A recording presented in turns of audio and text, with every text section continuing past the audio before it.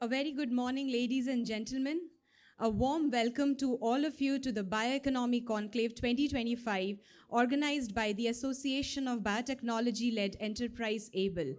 I'm Indrala, your host for the event today, and I extend heart-warm welcome to each and every one of you. We are privileged to have with us some of the most distinguished leaders. It is my absolute honor to welcome you all for the lighting of the lamp.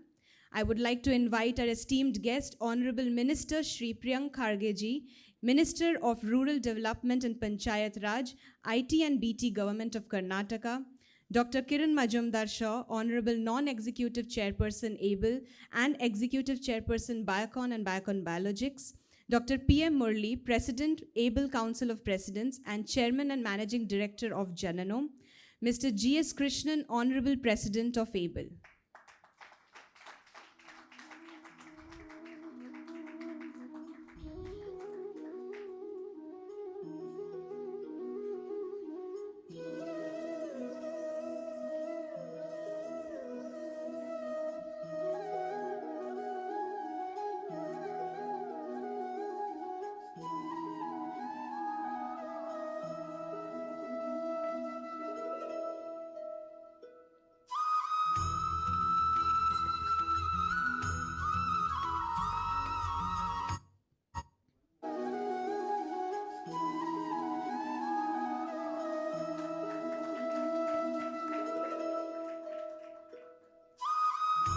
I kindly invite our dignitaries to please take their seats on the dais and request Mr. Narayan Suresh, Chief Operating Officer of ABLE, to deliver the welcome address. Good morning, everyone. Once again, welcome you all to the 7th edition of ABLE's BioEconomy Conclave. BioEconomy word itself was first ABLE enunciated way back in 2012. And then subsequently, this has gained currency not only in India, abroad. And then 2016, ABLE brought out the first India bioeconomy report where we counted India's bioeconomy at about 35 billion. Now it has multiplied 5 times to more than 150 billion, and we are aiming to double it to 300 in 5 years hence.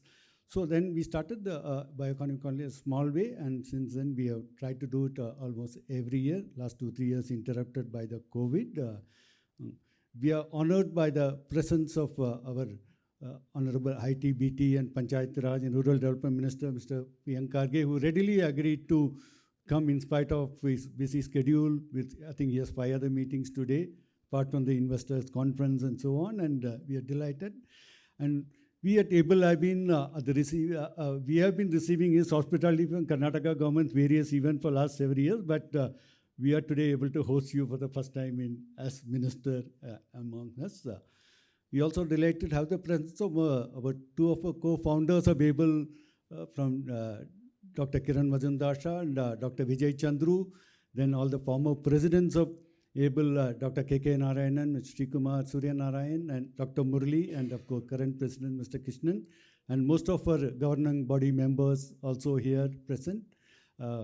With that, I would welcome you once again, and we have very, very finely curated session during the day. Mr. Krishnan will talk about it later, and hope you have a wonderful day. And then we add to the theme of this conference, that is focusing on the future opportunity. We will reach 300, but we have to need a lot of push, and that's what we are going to deliberate through the day. And welcome you all once again. Hope you have a wonderful conference today. Thank you. Thank you, Mr. Suresh. We greatly appreciate you for setting the tone for today's event with such a welcome and inspiring speech. I now invite Mr. G.S. Krishnan, Honorable President of ABLE, to share his insights about ABLE and its initiatives. Thank you, Indrila. Very distinguished Honorable Minister, Shri Priyank Kharge, Dr. Kiran Majumdar Shah, Dr. Murli, and our past presidents, governing body members, distinguished speakers and the sponsors, and all the delegates and members of ABLE. It's indeed a great pleasure and honor to welcome you all here today. And as Suresh mentioned, we have put together a very tight schedule for the day to ensure all of you who are present here have a very valuable takeaways. Very quickly on the various initiatives ABLE, as Suresh mentioned, is more than 2 decades old, which was started for supporting the biotechnology sector in a big way by Dr. Kiran Mazumdar, Dr. Chandru, and a few others. And what they have done in the past and what we are able to continue to do is with all the support from all the members who are present here today. Just to quickly highlight some of the things which we have succeeded. In the past, we played a key role in getting the new recombinant DNA and transgenic crop guidelines. We also, during the BioVision exercise for 2020 in 2012, we already highlighted the emerging technologies, cell and gene therapy, genomics, personalized medicine, and rare diseases policies. We also pushed for the globally admired biosimilar guidelines, again, all the initiatives by Dr. Kiran. Championed the formation of BIRAC, which is very, very important from the point of view of supporting the startups.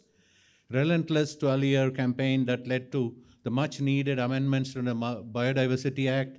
While we are still not there, but definitely we are progressing towards that, which is very, very critical for any innovation and progress. We also prepared the first national bioeconomy report for the country, and we are also supporting the government of Karnataka in getting the Karnataka bioeconomy report. And very recently, we also took up the initiative from the biostimulant guidelines from the bioagriculture sector, which is definitely a pain point for the growth of this segment. So you all know about this. Yes, these are numbers of 2023. We are at $150 billion, and something which we achieved far ahead of the targets. And the main industries or segments which are contributing to this growth is basically the biopharmaceutical sector and the bioindustrial, followed by bioagriculture. These are the two segments, apart from agriculture, which will definitely grow India's bioeconomy in a very big way. And we are targeting 300 billion by 2030. And with this background, I think the event today has been planned with all the sessions towards focusing on the emerging technologies. This is again very, very critical to understand the contributions of various states. While Maharashtra has been leading, Karnataka is one of the states which has been supporting the biotech initiatives, and the only state where we have been having a vision group on biotechnology under the leadership of the minister and then again the ITBD secretary, chaired by Dr. Kiran Mazumdar Shah, which is very, very unique. And I should say all the initiatives the government of Karnataka has been taking. In fact, it has been even talked about having a model state for biotechnology, and there are other states which I would like to follow the initiatives from the Karnataka government. Thank you very much, sir, for the big support, and a big applause to the government of Karnataka and the ITBT ministry.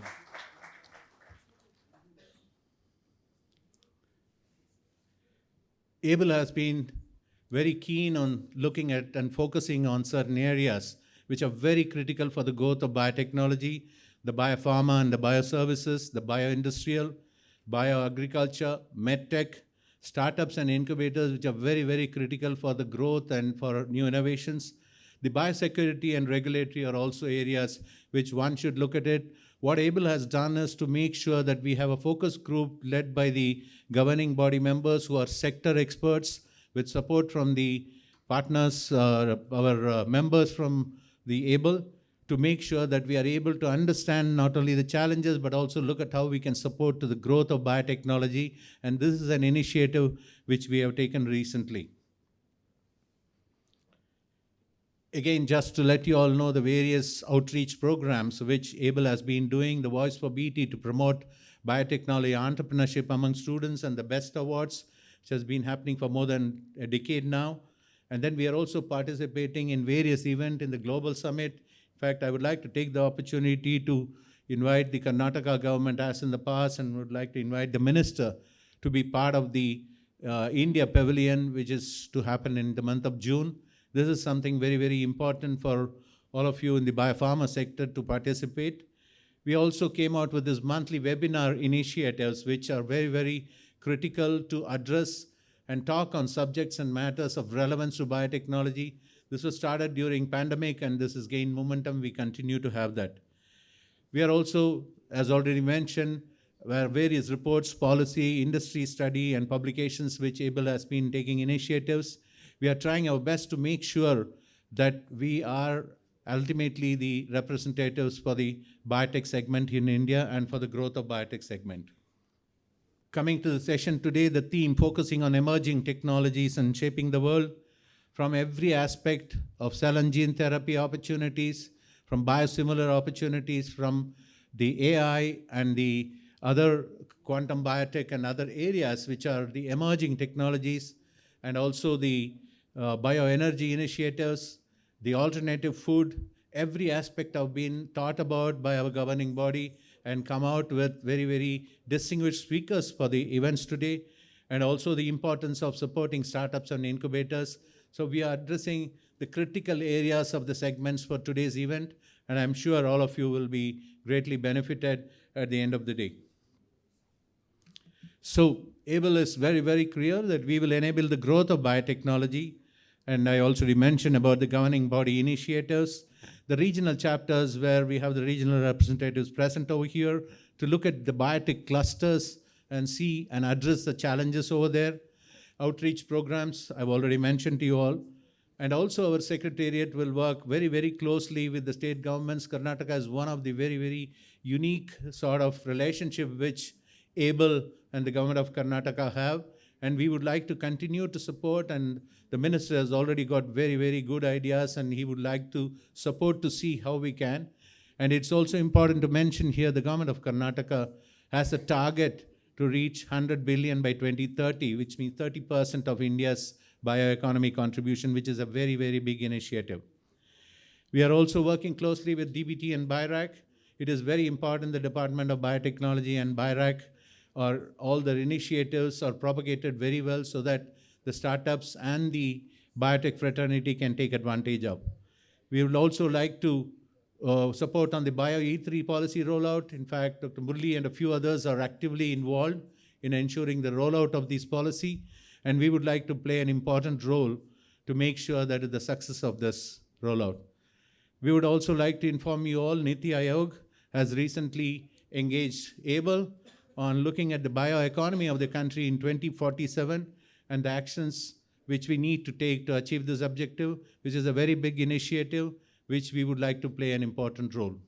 With this, I would like to wish you all a wonderful day, and I'm sure that you will all be greatly benefited. Once again, thanks for every one of you being part of the program today. Thank you very much. Thank you, Mr. Krishnan, for your insightful presentation, giving us a clear perspective of ABLE's role in shaping the bioeconomy and its continued effort to drive innovation and growth in the sector. I would now like to invite Dr. P.M. Murli, President, ABLE Council of Presidents and Chairman and Managing Director of Jananum, to deliver the Council of Presidents message. Good morning, all of you. I'll try to keep it very brief, considering the Honorable Minister's time and schedule here.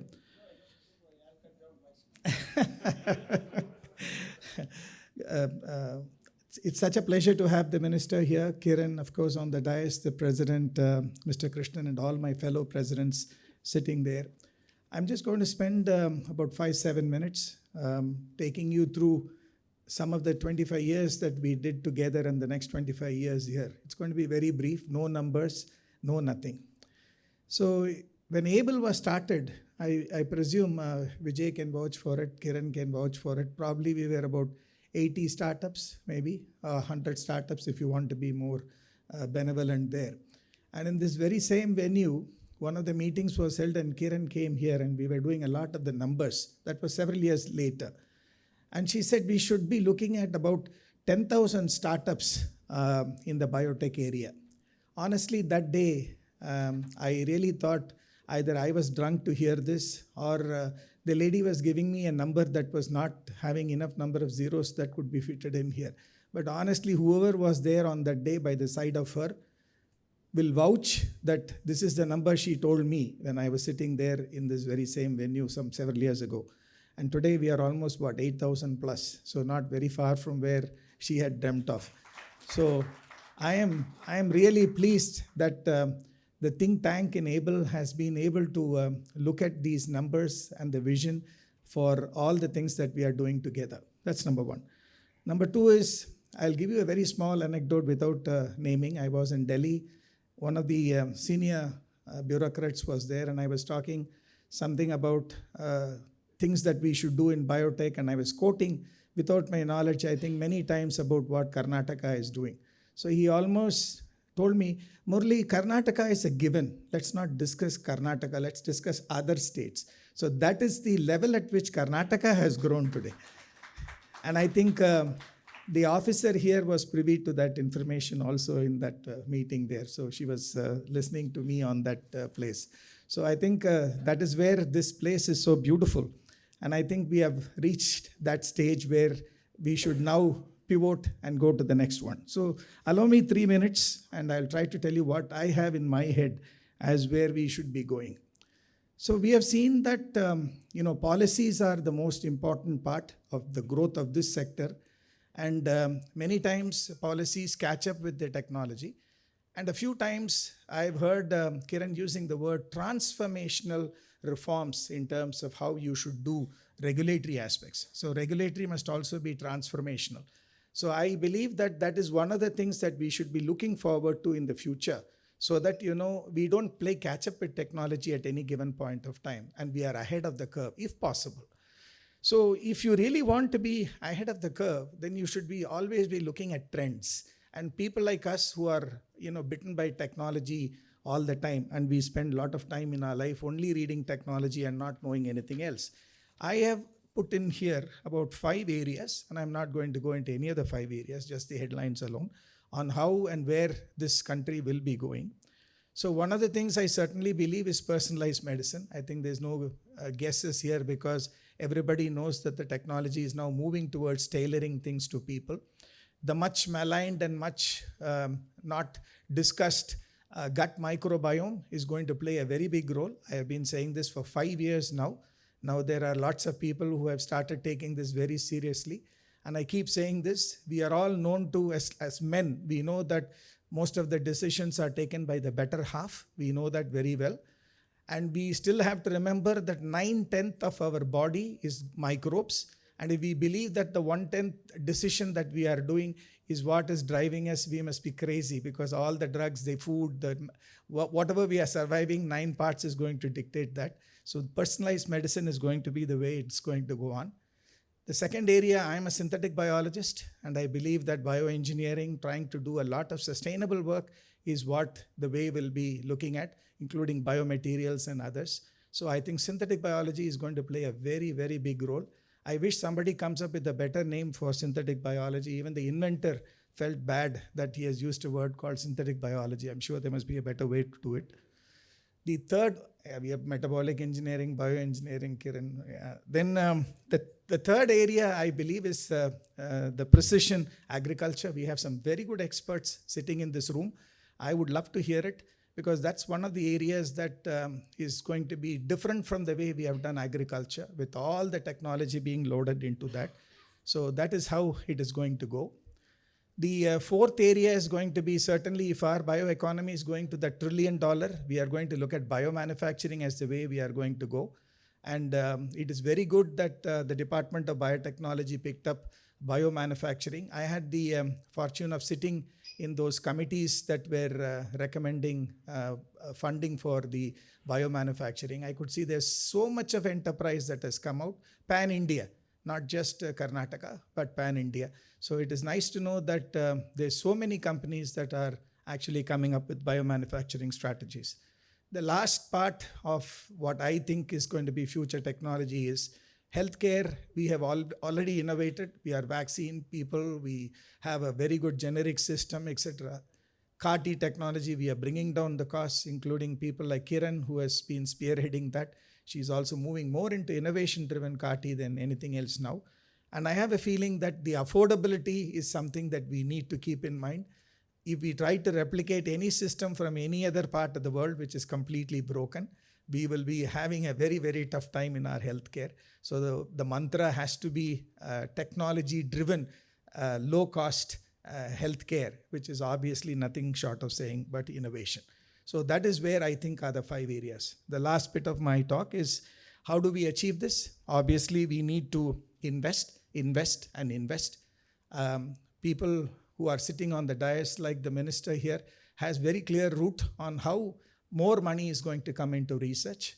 We have corporates who are also thinking about how more money can come into research. It's a very capital intensive industry, unlike the IT industry. And so we have to accept that unless good capital comes into this country, innovation will take a backseat. But I'm assuming all these thought leaders are now thinking how to up the entire percentage points in terms of how investment can be done. The strengthening of infrastructure is something that I think the central government policies are now helping out. And I think I would just leave it at it, saying that, yeah, we need to strengthen some of the infrastructure and we need to go on with a lot of things. The third point, surprisingly, Kiran touched during the informal meeting that we just had outside. I had put it in my speech here, fostering what we call as collaboration. I mean, that is something that we have to remember. Unless and otherwise we are going to be collaborating with a lot of countries, we will be reinventing quite a lot of it. We could end up having great collaborations and then taking it up from where they have left or from where we have left, so that it makes acceleration possible for getting into the market. So I would say that the most important thing is how do we foster collaboration without any red tapes involved in terms of how we are going to go about. The last point I want to mention is human capital. I have a feeling that we are still not investing enough on human capital. A lot of what I train today, I know I am doing it only with my own money, but that's only for my company and probably a little more. But I think for some of these newer technologies to come in, I think we need to be sure that we are going to train. So lastly, I would say that the next 25 years, in my opinion, is going to be the Indian biotech century. We will have to believe. We will have China, we will have America, we will have several other countries. People will compare us, contrast us, say how we are bad, how we are good, and how can we do better. But I still feel that we need to be sure that we have to believe that the next 25 years is the Indian biotech century. So I would say that this is a great forum today to deliberate on the future, reflect on the past, and try to see how we can shortcut the learning curve as much as possible, so that, the next 25 years, some of the targets that Niti Aayog is going to put out in the coming months will be something that we can all aspire to be in that journey together. So I would like to thank the ABLE Secretariat and all my colleagues from the President's Council, and wish you a very, very good conference here. Thank you very much. Thank you, Dr. P.M. Murli, for your valuable insights and leadership in guiding this industry forward. I would now like to present a short video message from Ms. Debjani Ghosh, Distinguished Fellow and Chief Architect, Niti Frontier Tech Hub, Niti Aayog, New Delhi, who was unable to join us today. All of you, it is such a privilege to be here and address the inauguration of the India BioEconomy Conclave 2025. A huge thanks to Krishnan and the entire ABLE team for your kind invite.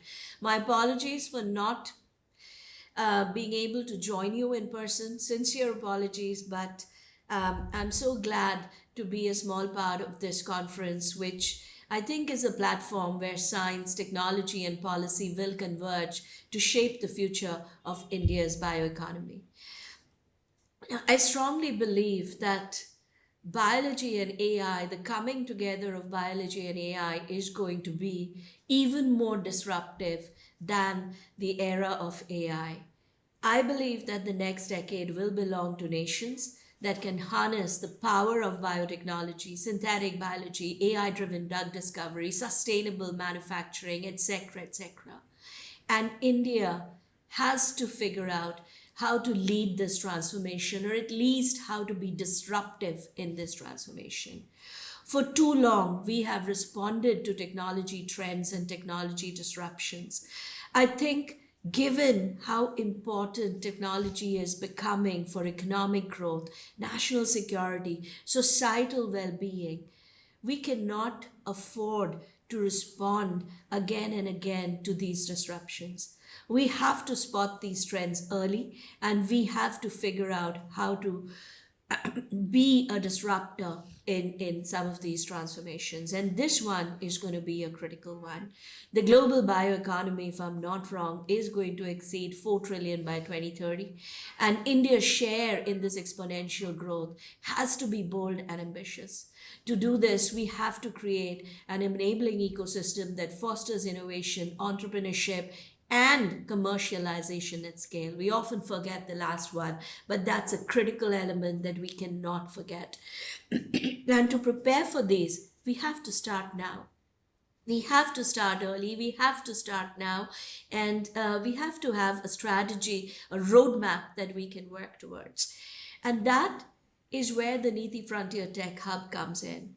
It's a privilege, an honor to get this opportunity to work with Niti Aayog to set up the Niti Frontier Tech Hub, a first ever initiative in the country that is aimed to catalyze the country's readiness in leading frontier technologies. Our role is to spot these technologies early, work with the entire expert ecosystem from industry, academia, government, states, etc., to understand the potential impact of these technologies on citizens, on industry, on government, and of course, geopolitical dynamics, and figure out what should be the roadmap for India to build its readiness to lead in some of these areas, be it AI, be it biotech, be it quantum, etc., etc. So, and we are thrilled to work with ABLE and of course under the guidance of Dr. Shaw to figure out what should be the recommendations for government to build our leadership and impact in biotechnology. I think by bridging this gap between cutting edge research and large scale impact, we can ensure that India is not just a participant, but a leader in the biotech revolution that is going to happen. And as we do this, it is also very important to build India's position in the global order with respect to frontier tech. And we strongly believe that one of the areas where India can offer a key differentiation, a value added differentiation, is the approach to technology. Today, the current narrative, we seem to have put technology in the center of everything. And everything that happens with respect to planet, with respect to human lives, is sort of the side effect that somehow regulation is supposed to look after. We cannot, I don't think this is a sustainable model. I do believe that we have to put human welfare at the center of the tech model. Technology has to exist to augment our lives, to augment our productivity, to make the planet better for all of us. That has to be the role of technology. And that cannot be an afterthought left to regulation. That has to get built into the very design structure of how we shape these technologies. And I think an approach that is human-centric, planet-friendly, that shows how countries can build resilience from start into their tech value chain is what India should stand for. That should be the India development model, and that is the development model for technology that we should offer to the rest of the world. So that's again a very interesting area that we are working on, and I look forward to interacting with many of you as we go ahead in this journey. But I'll stop here and say a huge thanks to the ABLE team for inviting me, and congratulations for hosting this very impactful and much needed conference. Wishing you all the best for it. And I do hope that you have a wonderful conference and some excellent discussions. Thank you very much. We extend our sincere thanks to Ms. Devjani Ghosh for her valuable message. With great pleasure, I now invite Dr. Kiran Majumdar Shaw, Honorable Non-Executive Chairperson ABLE and Executive Chairperson Biocon and Biocon Biologics, to share her insights on the Bioeconomy Vision Talk. Honorable Minister Priyank Kharge ji, of course Murli, Krishnan, and all my fellow my fellow friends and colleagues and entrepreneurs in the biotech world in India. Let me start by saying that, India has a huge opportunity to build a very human-centric bioeconomy, as you just heard from Devjani. And one of the things I wanted to start by saying is that this is not about focusing on emerging technologies, but it's about focusing on frontier technologies. And I really believe that the geopolitics of our time is actually going to focus on the strength of our technological capabilities in terms of what we refer to as technology-based diplomacy or technology diplomacy. I personally believe that we are living in a world that is being disrupted every day by various technologies. The world does respect and is in awe of disruptive technologies. Today, I think the country that is really basically, doing this repeatedly is China. And if you think about DeepSeek and the way it has disrupted the AI world, the way Chinese biotech companies are licensing novel programs or products or molecules to companies all over the world, I think is making people wake up and realize the power of technology in the hands of China. We too can be a force to reckon with when it comes to technology. We talked about AI and foundational AI. And, we've got Vijay Chandru here. And I know that he is working on foundational AI models based on, various financial modeling. But I think, basing a foundational AI model on biology would be huge, would be very disruptive. I mean, think of genomics and genomic data in terms of the way it translates into protein, and just think about just creating a foundational AI model based on that basic tenet and how that could work in terms of building a very innovative and interesting foundational AI model. So there's a lot to learn from biology. Undoubtedly, biology is the new frontier, and we have an opportunity to disrupt in this space. Innovate in India has to be the new narrative. And I think every one of us in this room is capable of doing some really breakthrough innovation if we pursue it in a disruptive, breakthrough kind of way. I also believe that there are many things that ought to be addressed in a very urgent manner. Devjani did refer to regulations and how regulations should be human-centric.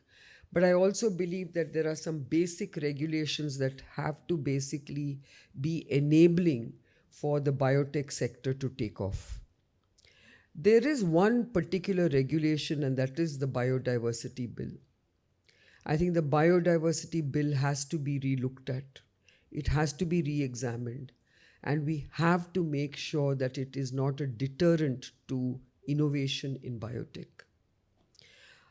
We know that today we have some draconian laws that come in the way of biotech innovation or slow down biotech innovation. If you have a single foreign investor in your company, the onerous permissions you need from the Biodiversity Council is something that will slow you down for months, if not years. These are things which we need to remove, because there has to be a distinction between cultivated and cultured, biodiversity and natural biodiversity. And this is an ongoing discussion that ABLE has had with the government. And I think this is, a time where the government has to basically make sure that it gets out of the way in terms of unleashing the innovation potential of the biotech sector.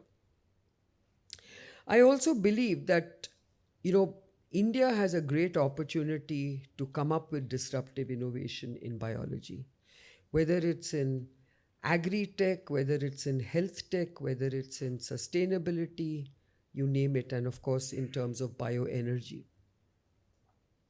But I think, as you just heard, our narrative has to change.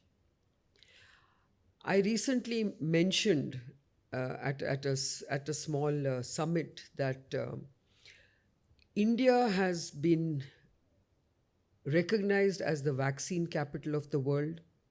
We are the largest producer of generic drugs. Biocon is the third largest insulin producer in the world. We're also one of the largest producers of biosimilars in the world. And yet, the narrative today is that India is the supplier of, low cost and affordable drugs to the world. Is that what we want to be known as? I think we are providing health security for the world. And that is a very important dimension that we have to actually get the world to understand. But beyond that, we also need to create an ecosystem that develops newer and innovative products to make this healthcare impact in the world. I always believe that in terms of trends, we should look at, in the healthcare space, predictive, precision, and personalized healthcare.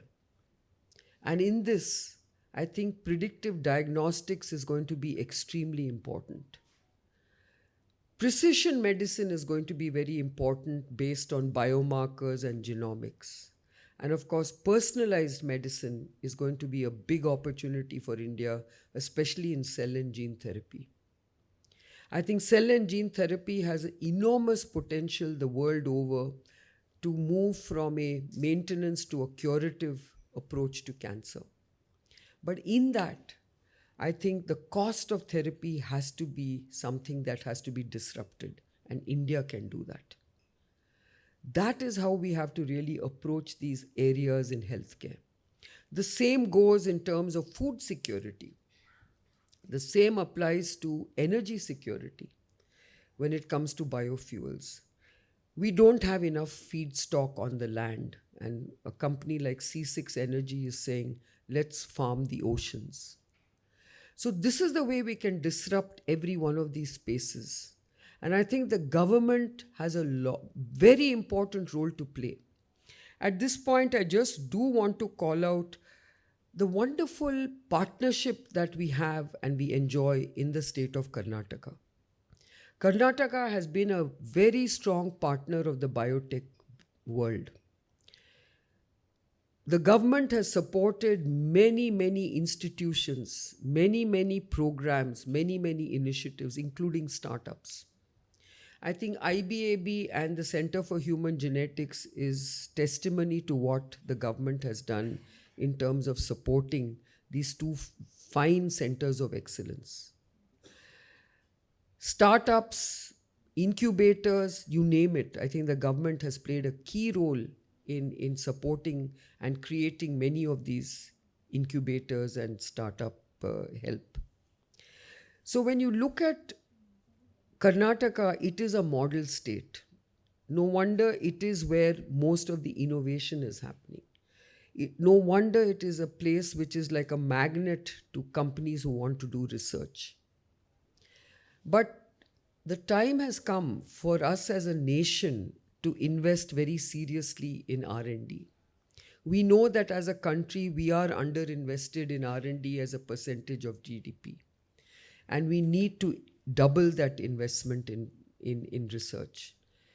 Academic research, industry research, and of course, creating that missing link between the two is long overdue. We keep talking about it, but I think we really need to understand how important this linkage is and how important it is to keep investing in innovative research. We have to move towards value creation based on innovative research, disruptive research. And that is why I believe that this particular conference that we're having today is going to be very important for people to showcase what they're doing, what are the challenges, and how we can solve some of those problems. You also heard another phrase which says commercialization at scale. So I think the lab to market journey has to be about commercialization at scale. Startups have to think big. Startups at the moment are very dwarfed, very challenged, but we have to make them to think big, to solve those problems. And I think that we are living in very exciting times. The fact that you have over 8,000 startups is very, very encouraging and inspiring. And I just hope that many of these startups do scale up to global scale, successful biotech enterprises. I have always had a huge amount of faith and belief that India's biotech sector will lead the world at some stage. I think we are not too far off, but every one of us has to do our bit to make sure that we actually create that value and that scale and size that we need to be impactful. So with that, I'd just like to wish this conference all success, and let's really focus on getting every obstacle out of the way so that we can unleash the potential that we have as a sector. Thank you. For your inspiring words and invaluable contributions. Your leadership and vision continue to play a pivotal role in advancing the bioeconomy. I'm honored to invite Shri Priyank Khargeji, Honorable Minister of Rural Development and Panchayat Raj, IT and BT Government of Karnataka, to share his insights on Karnataka's vision for the bioeconomy sector and its role in driving innovation and economic growth. ಎಲ್ಲರಿಗೂ ನಮಸ್ಕಾರ. Dignitaries on stage, Dr. Kiran Mazumdar Shah, Dr. P. Murli, Mr. Krishnan, Mr. Narayan Suresh, all the leaders of able and bio-entrepreneurs, ladies and gentlemen present here. I think it's great to be here at ABLE's BioEconomy Conclave. And like everybody put it, it is extremely difficult for people to be an entrepreneur in India. Bio-entrepreneurship is even more difficult. Longer gestation period, longer waiting, deeper understanding, which governments don't understand. And of course, the venture funds dry up very quickly, and more importantly, I think as an ecosystem we are inclined to more glamorous things. But personally, I feel that being a bio-entrepreneur is a more rewarding and satisfying thing, because you're actually solving a real life problem that is plaguing the society or plaguing the government. And I think that we are in a good space now. India's economy, bioeconomy, has skyrocketed to $151 billion last year, and it's slated to grow exponentially to $300 billion by 2030 in the next 4 or 5 years. And the only ones who can take that there and beyond that is undoubtedly the state of Karnataka. And I think the statistics speaks for itself, because in 21-22, we were a $22 billion bioeconomy, and we rose to a very impressive $31 billion economy by the end of 2023 or the beginning of 2024, which is a 41% surge in just 2 years. So that speaks volumes of what our bio-entrepreneurs are capable of. And more importantly, the total base of startups in biotechnology in Karnataka has increased multifold and is now more than 1,000. And what's heartening is just in 1 year, we registered more than 202 biotech startups only with the government of Karnataka. I'm sure an equal number of them are have not registered with the government of Karnataka. And this is what is really pushing the government to tweak its policy to ensure more schemes are rolled out to ensure the success of these entrepreneurs. And it's just not in biopharma or biotech. Like rightly pointed out by the dignitaries earlier, the agri-bio sector itself is valued close to around 1.2 billion. The bioservices in Karnataka is valued at 5.1 billion. The bioindustrial services is valued at 12.1 billion. And of course, the biopharma is close to around $12.5 billion. And it's even more heartening to know that it's just not happening in Bengaluru. It's happening in Hubli, Dharwad. It's happening in Mangaluru. It's happening in Raichur, Yadgir. It's happening in Udupi. Just last year, close to $2.81 billion was the contribution of Mysuru and Mangaluru cluster for our BOIT services. So I think that is very, very encouraging for us. And more importantly, Karnataka aims to be a $70 billion industry by 2030, and ABLE in its report says that we can actually increase it every year by 19% and touch $100 billion only by the state. So I think, I don't know how you'll be doing that, but please guide me what to do. because the numbers are really staggering.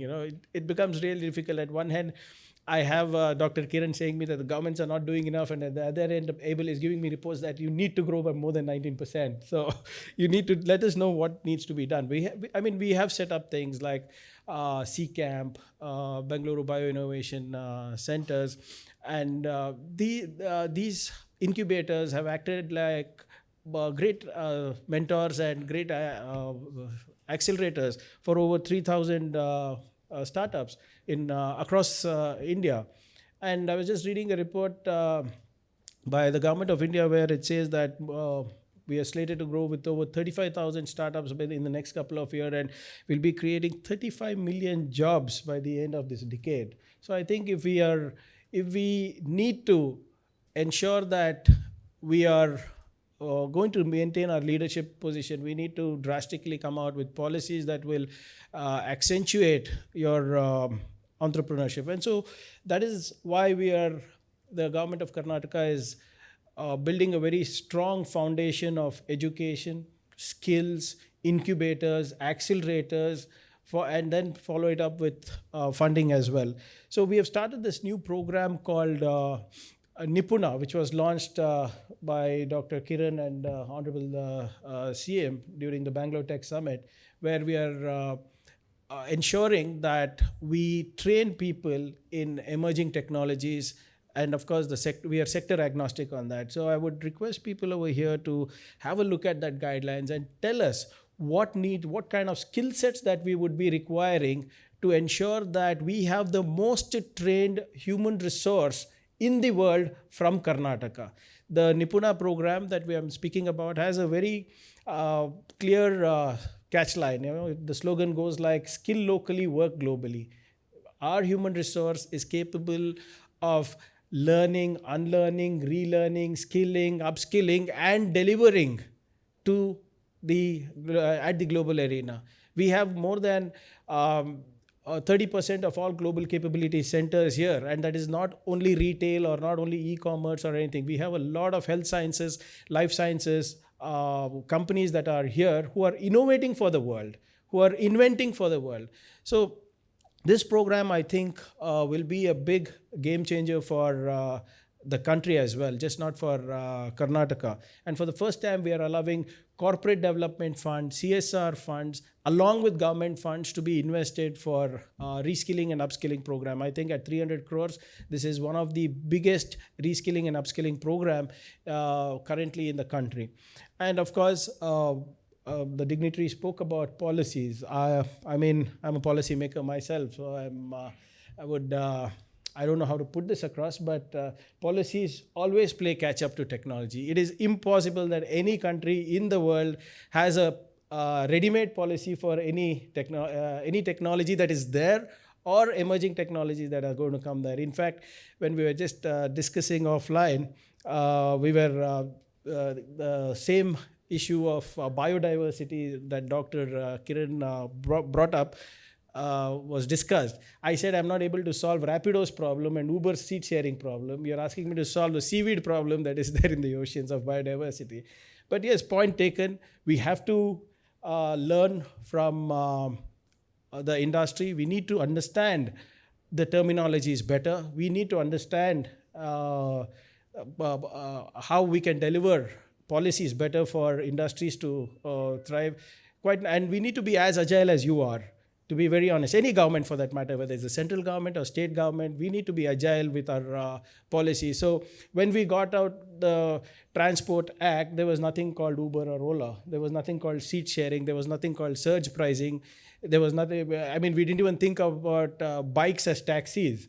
So as a knee-jerk reaction, we end up banning everything. And it's just not us. The government of UK banned Uber. The government of the US government banned Uber for some time. So it's always difficult, but I'd like to assure you that this government in the state is your government. It's a government that listens. It's a government that acts. And I will definitely look at, I'm unsure if biodiversity is a state subject or it's in the concurrent list, but we have a state biodiversity board, but I will definitely look into it and see what we could do for the if we are able to get a state biodiversity bill perhaps, or a scheme that will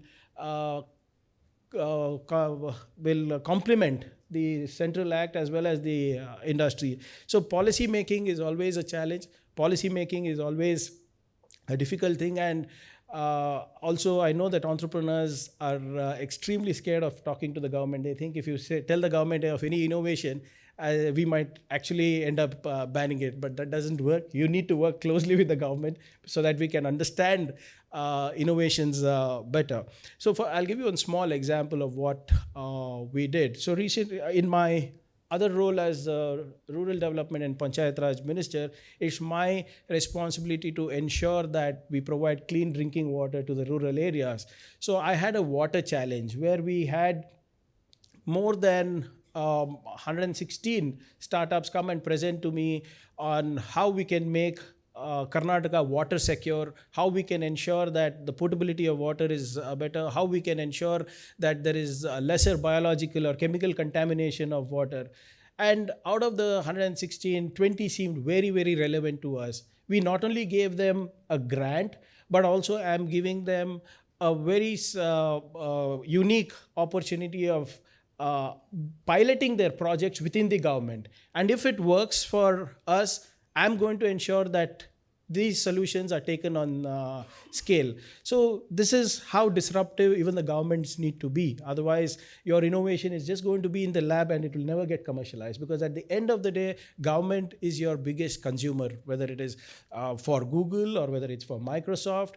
At the end of the day, government is the biggest consumer, and we need to understand that these innovations, when applied within the government framework or applied within the government, will ensure scale and of course commercialization as well. And more importantly, the government of Karnataka is extremely serious about not just skilling but also research and development. I am pushing the government to ensure that we have a research development fund, an assured research development fund for breeding scientific temperament at the bottom of the pyramid. I was urging Dr. Kiran, because our CM and Deputy CM are extremely fond of her and listen to her more than me. So I was asking her to pick up the phone and say that I have a Karnataka Avishkar Nidhi in mind, and I've already put it forth to the government. And if she could use her goodwill to ensure the Department of IT and BT also flourishes. So of course, I think we will have a roundtable soon with all the industry leaders to see what we can put in the budget as well. And more importantly, for the startups, because all the dignitaries spoke about scale, we will be coming up through our Global Innovation Alliance members, where we have more than close to around 40 member countries in that, to see if we can provide a soft landing for all of you in their countries. So whether it is We are a part of Belgium, we have Germany, we have United States, we have Australia. So a lot of startups in the last 1 year, we have enabled them to have offices in in their country, in Europe and in the Americas. A good success story is about a biotech company. That gentleman is from Chalkere in Chitradurga. So he's developed some a molecule. He's just taken up or added something. I'm sorry, I'm not great with science. And he's created a cream, which is apparently an anti-aging cream. He got funded by the Elevate program of the government of Karnataka. He got incubated in C Camp. Then he also tapped into the venture fund of funds of the government, and also tapped into the Global Innovation Alliance members. And now he has an office in Brussels. And during the biotechnology BTS, the biotechnology Bangalore Technology Summit, he was sitting in the with the Belgium delegation. I asked him, "Aren't you from Karnataka?" He said, "Yes, sir." "Then what are you doing in Belgium delegation?" He said, "Sir, no, I have an office in Belgium, Brussels." I said, "How did you manage that?" Then he told this entire story. And then I immediately put him on stage instead of myself so that he can vouch for me, saying that there's a scheme that actually works. So, and the good thing is that he sent that now, because of his access to the European market, he's testing now with L'Oreal. And if it gets through, I think probably he'll be a boy from Chitradurga who's gone all the way to Belgium, and a great success story for the biotech industry as well. So these are these hyper growth programs that we are doing. Unfortunately, my PR skills aren't very good, but we are doing phenomenally well as a government to ensure that entrepreneurs, whether they come from deep tech or whether they are from e-commerce or retail, we are providing a great ecosystem for you to thrive. So I'll not take much time, but I'd like to state that the Karnataka as a state is the only place where economies can thrive. And the government of Karnataka is trying really, really hard to ensuring that we are not only the investment capital. I have stopped telling people that Bengaluru is an investment destination. I am very clear with my narrative. I am very clear with my agenda. I am telling people that we are the skill capital and the knowledge capital for the world. And we are going to deliver inventions and innovations from the world. We are striving very hard to make Karnataka and India a skill nation, a research destination, an innovation capital, a startup hub, a manufacturing destination, and more importantly, a biotech pivot that will transform lives just not here, but across the globe as well.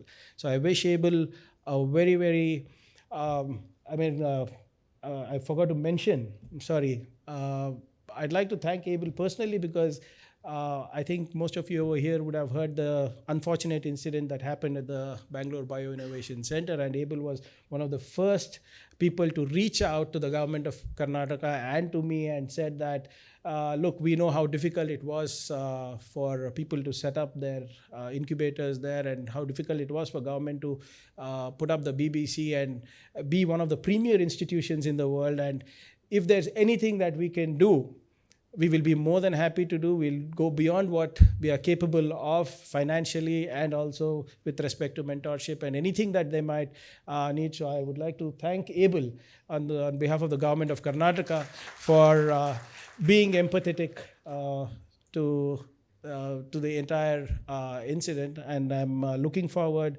for great conversations that will be happening here. And I look forward to listening back from you on what is the road ahead for each of the verticals that you have planned. I saw some 6-7 great sessions that are there. And post those sessions, whatever is the brainstorming ideas that you think can be implemented within the government, we'll be happy to adopt that. So I look forward to further engagement with ABLE, and I congratulate all the entrepreneurs here or soon to be disruptors here who are here to chart a way out for not just yourself or your sector, but for the state as well. Thank you so much for your patience and your invitation to be here. Jai Hind, Jai Karnataka. A heartfelt thank you to you, sir, for your inspiring keynote address. We are truly honored to have you with us today, and we deeply appreciate your valuable insights and support in shaping the future of bioeconomy. Karnataka has always been in the forefront of promoting biotechnology. I now invite Mr. Narayan Suresh to take the stage and deliver the vote of thanks for the inaugural session. First of all, I would like to request our chairperson, Dr. Kiran, to present a memento to thank for the gracious presence of our minister. It's a small artwork from the rural Karnataka. And Mr. Krishnan to present a bouquet to Kiran. Kiran.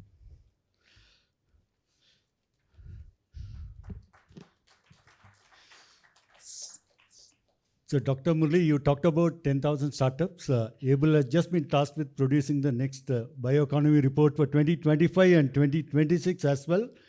We are the preliminary numbers. We may be nudging 10,000 startups as on December 31st, 2024. Okay. So, this meeting has been made possible by the generous support from all of our sponsors, whose names I'm not reading out, but for your support, we wouldn't be able to hold this. We want more of our members to come forward so that we can have more frequent bioeconomy conclaves on this scale and much larger scale.